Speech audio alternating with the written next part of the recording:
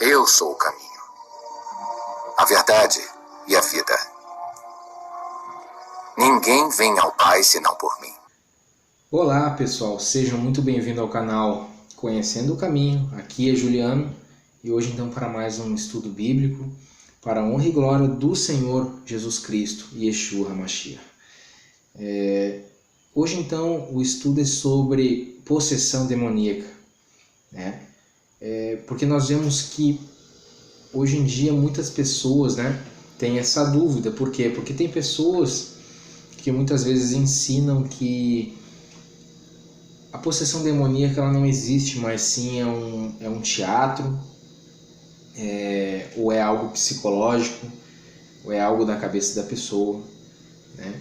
Então nós podemos fazer um estudo bem rápido, bem básico, dentro da Bíblia, dentro das Escrituras Sagradas, para analisar essa situação, essa questão, né, de possessão demoníaca.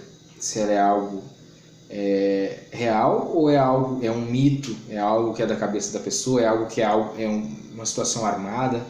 Vamos analisar todos os contextos para chegar a um consenso, né? Então primeiramente a gente tem que analisar na Bíblia, né, nos Evangelhos. E a gente percebe que nos Evangelhos a gente percebe vários momentos em que Jesus Cristo, né, ele se depara com pessoas endemoniadas, né? Então a gente já para a partir desse ponto analisar, né? E eu gostaria de ler para vocês aqui rapidamente um texto muito conhecido que é no Evangelho de Mateus capítulo 12, a partir do verso 22, né?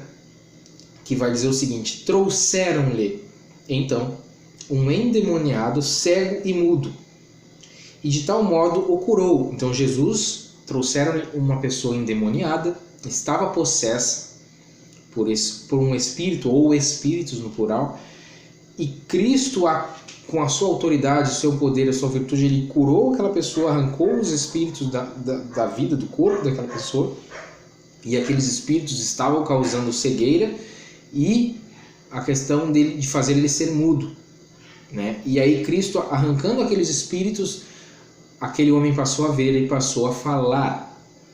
Interessante, né? E de tal modo o curou que o cego e mudo falava e via. E toda a multidão se admirava e dizia: não é este o filho de Davi? Mas os fariseus, ouvindo isso, diziam: este não expulsa os demônios senão por Beelzebu, príncipe dos demônios. Jesus, porém, conhecendo seus pensamentos, disse-lhes: todo reino dividido contra si mesmo é devastado, e toda cidade ou casa dividida contra si mesma não subsistirá. E se Satanás expulsa Satanás, está dividido contra si mesmo. Como subsistirá, pois, o seu reino? É uma pergunta que Cristo faz então para aqueles fariseus. E se eu expulso os demônios por Beelzebu, por quem os expulsam então os vossos filhos? Portanto, eles mesmos serão os vossos juízes. Mas se eu expulso os demônios pelo Espírito de Deus, então chegado a vós o reino de Deus, né? E aí Cristo ele vai dizer o seguinte: ou como pode alguém entrar em casa do homem valente e furtar os seus bens, se primeiro não manietar o valente, saqueando então a sua casa? Quem não é comigo é contra mim, e quem comigo não ajunta espalha. Portanto eu vos digo, todo pecado e blasfêmia se perdoará aos homens, mas a blasfêmia contra o Espírito Santo não será perdoada aos homens. E se qualquer disser alguma palavra contra o Filho do Homem, ser-lhe-á perdoado, mas se alguém falar contra o Espírito Santo, não lhe será perdoado nem neste século, nem no futuro. Então nós vemos que Cristo, ele arrancou aquele espírito, ou aqueles espíritos, do corpo daquele rapaz, que aquele rapaz veio, então, no momento que o espírito saiu, aquele homem veio a falar e a enxergar.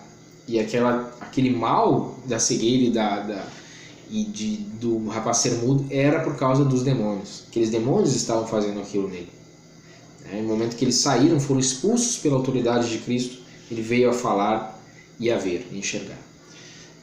Então você vê aqui um grande exemplo. Não precisamos entrar no contexto aqui da blasfêmia, a gente está falando sobre questão de possessão demoníaca. Tá? Então a gente vê um exemplo bíblico sobre a possessão demoníaca. Isso aqui está em Mateus 12. Aí nós vamos também, por exemplo, tá? Isso a gente não vai falar muito sobre isso, tá? Para não se tornar um estudo muito pesado. Em Mateus 17, é interessante também, a partir do verso 14, aqui na minha Bíblia diz assim, a cura de um lunático.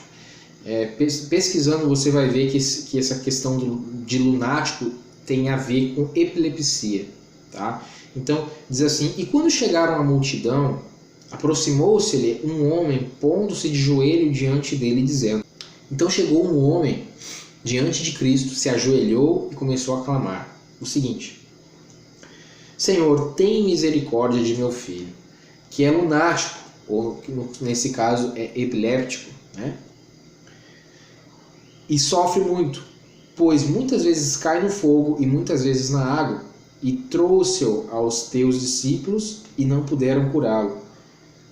Então você vê que aquele homem, antes de levar o seu filho endemoniado com epilepsia, e o que estava causando epilepsia naquele jovem era o demônio, ou os demônios que estavam nele,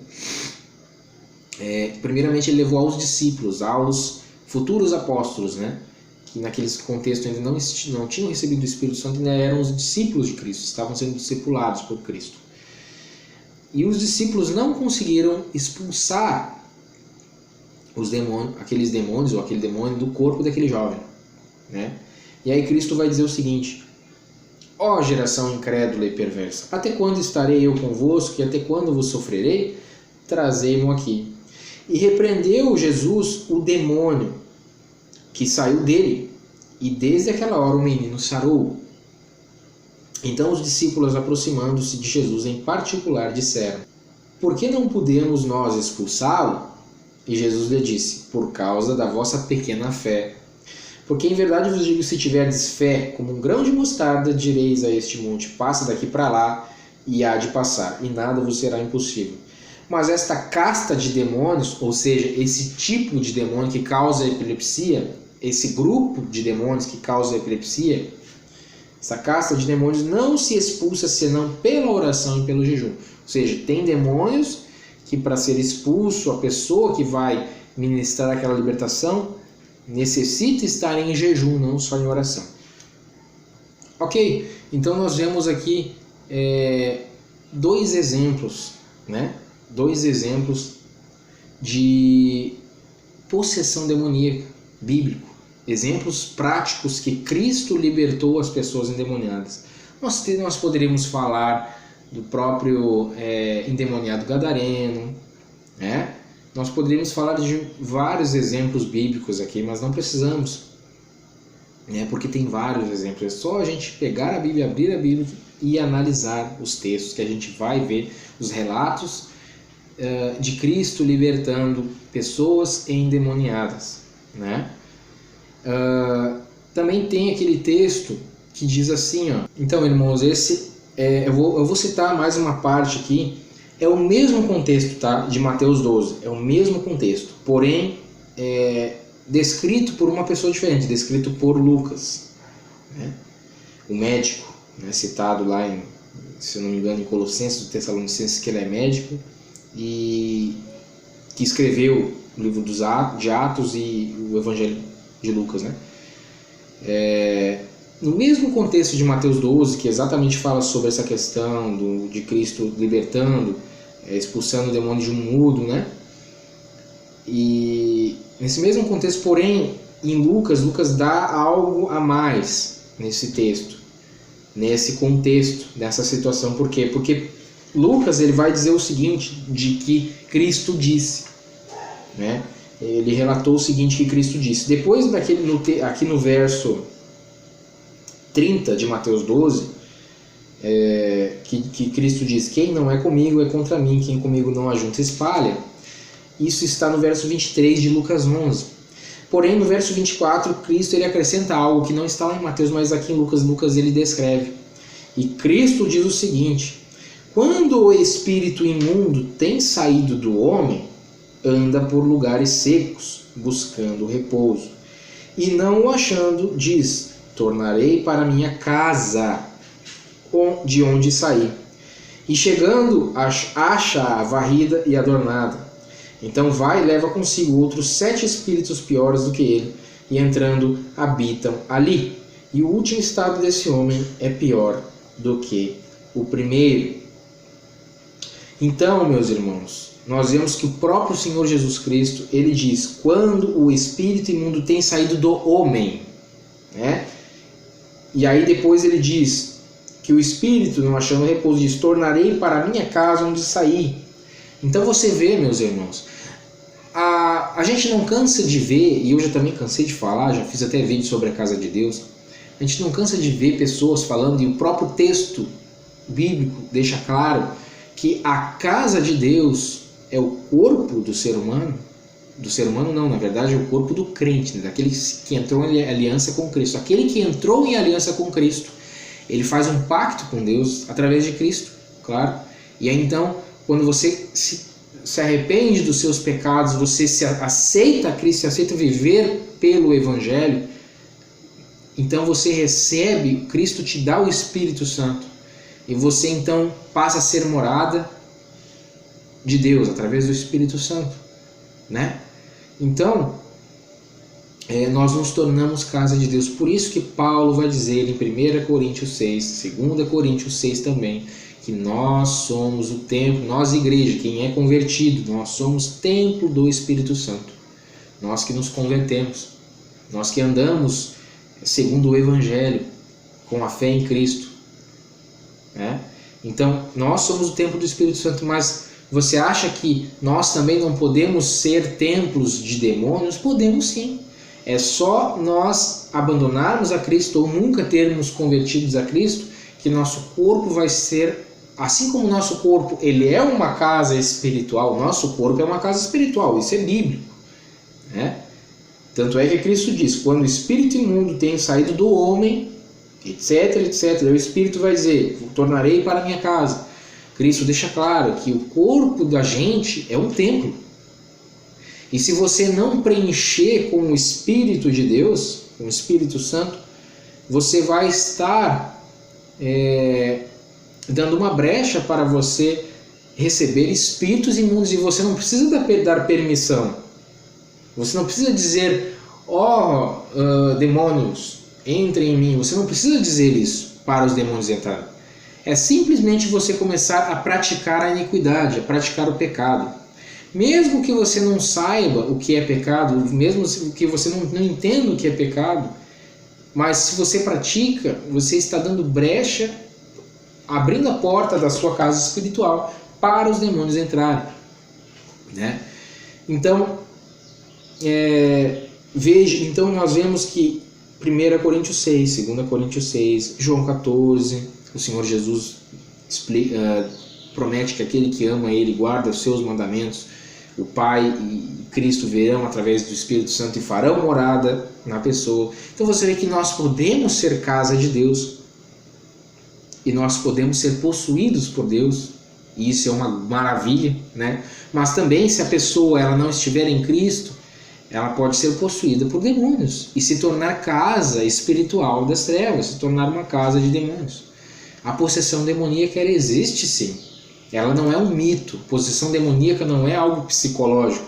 É algo bíblico, é algo relatado, né? Assim como o cristão que vive um evangelho de fato, de sinceridade, de santificação, ele se torna templo do Espírito Santo, assim uma pessoa que vive no pecado, na transgressão da lei de Deus, na iniquidade, se torna templo de demônios. Mesmo que ela não precise. A pessoa ela não precisa manifestar uma possessão, mas o demônio pode estar escondido. Ou você acha que quando você pratica, por exemplo, a fornicação, né? No grego porneia, a fornicação, aquilo citado lá em Levítico 18, quando você pratica a fornicação, você está abrindo a porta da sua casa espiritual para demônios entrarem.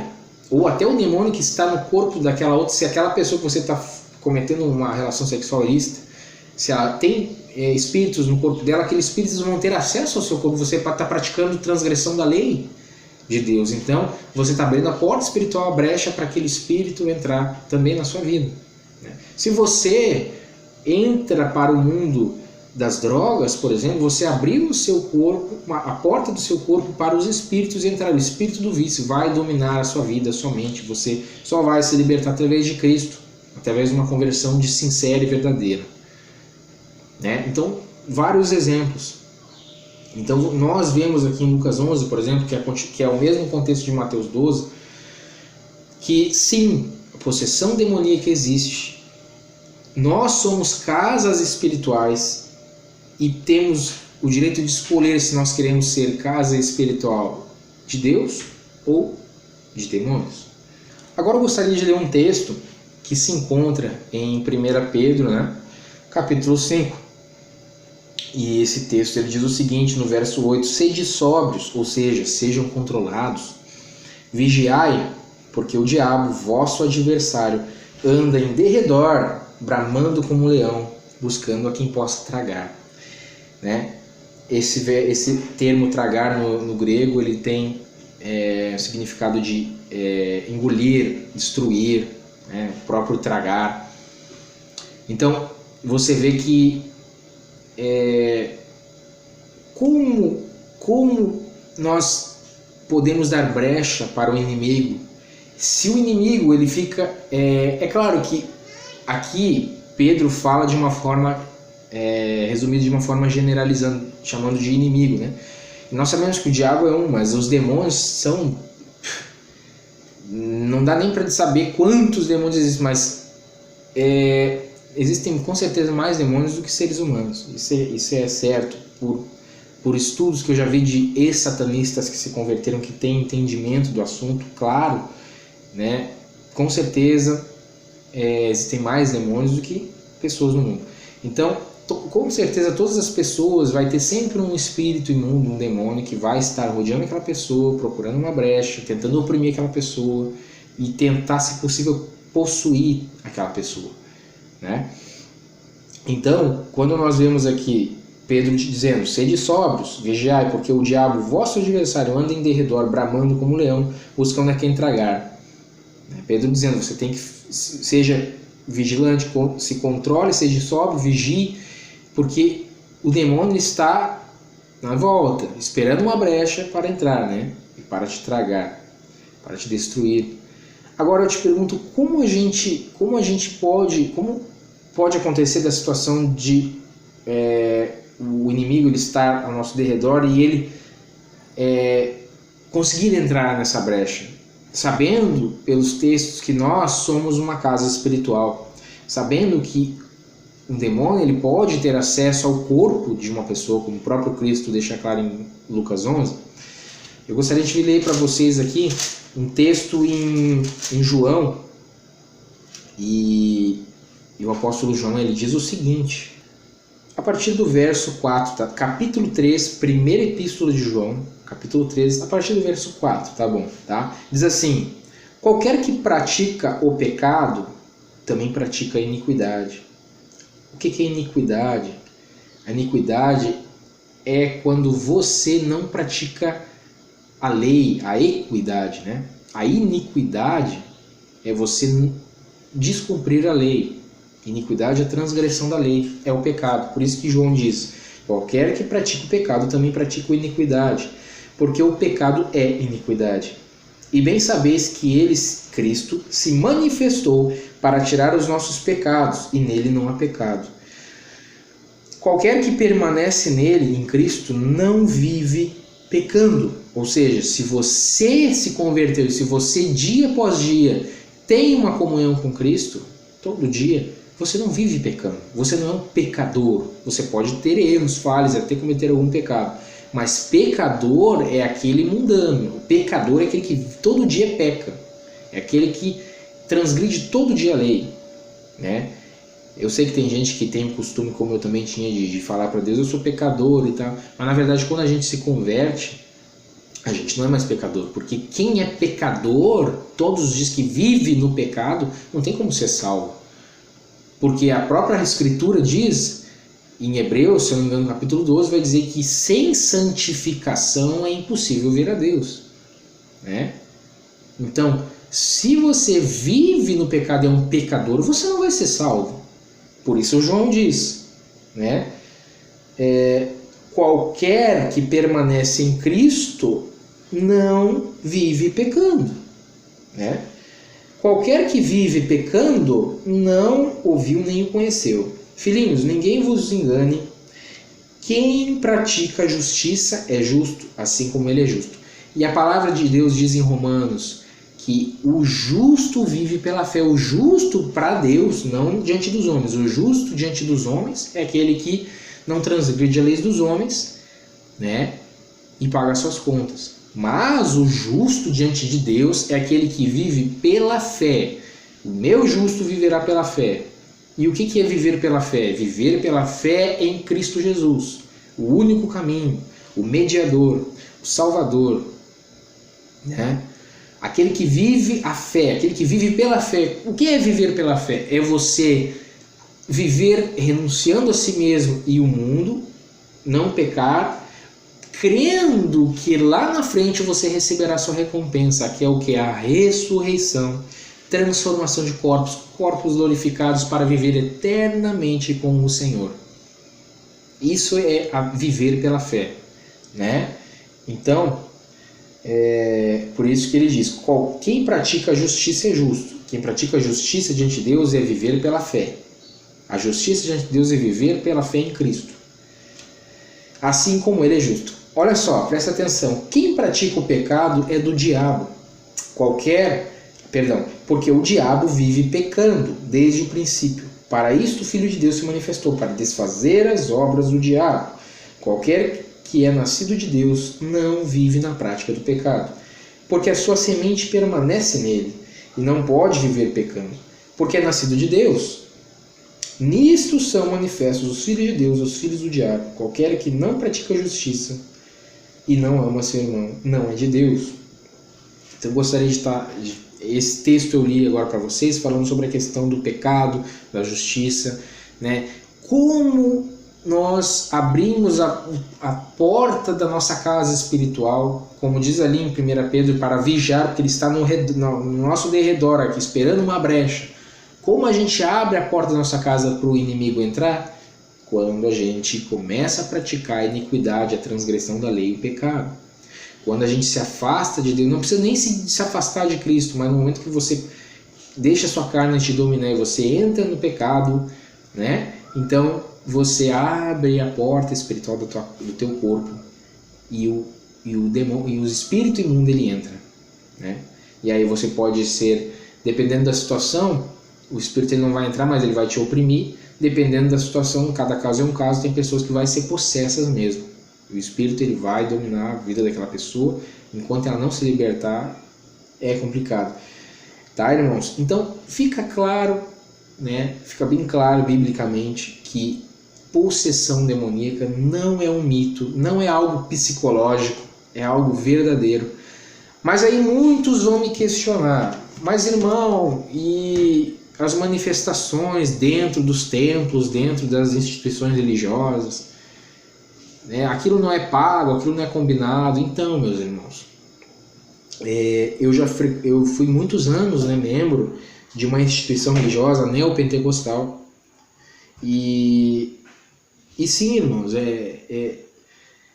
as manifestações elas são verdadeiras, tá? Se existe algum caso ou outro que pode ser combinado por alguma situação que venha beneficiar a instituição, né, que sempre o final das contas vai ser o dinheiro, o propósito de alguma situação ali que venha, entendendo esse contexto de uma possível teatro,